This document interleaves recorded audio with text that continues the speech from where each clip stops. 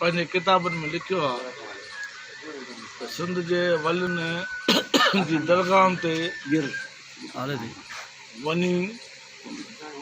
इन नियत सां वञो त खान उन जी तालीमात खे यादि कयो,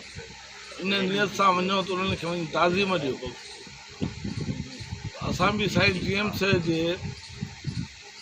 वर्सी या सालगिरह ते इन करे वेंदा आहियूं त यादि कजे पर उनखे दोहिराइजे, उनजी गुज़ारियल ज़िंदगी खे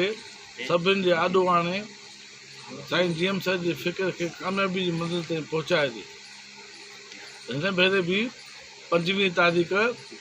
असीं साईं GMC जे वर्सी वारे ॾींहुं सन में हाज़ुर थींदासीं साईं GMC जी मज़ार ते।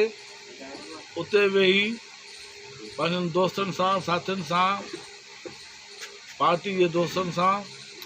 वेही इहा कचहरी कबी त साईं GMC सिंध जी आज़ादी चाहे पियो ऐं हर सूरत ऐं हर हाल में सिंध खे पुरअमन मोहबत भरियो मज़हबी रवादार वारो प्यार ऐं मोहबत करण वारो मुल्क ॾिसणु चाहे पियो।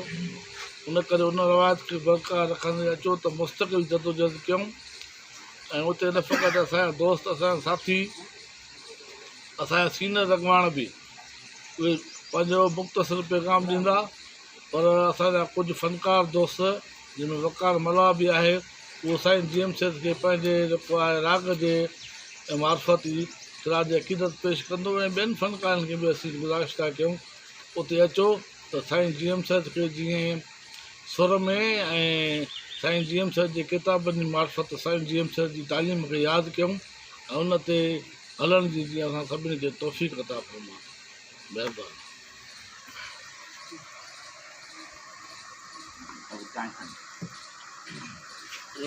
कराची में पठाणनि वारो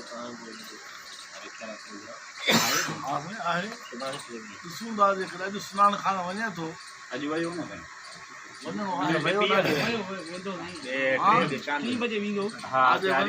वञे थो त ॻाल्हि साॻी आहे। असां बि इहो ई चाहींदासीं ज़रूरी कोन्हे त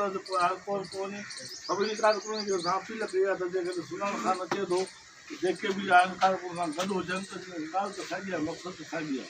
पर इतफ़ाक़ जेकॾहिं कंहिं कम सां मसइलो नथो वञी सघे पोइ असां सुभाणे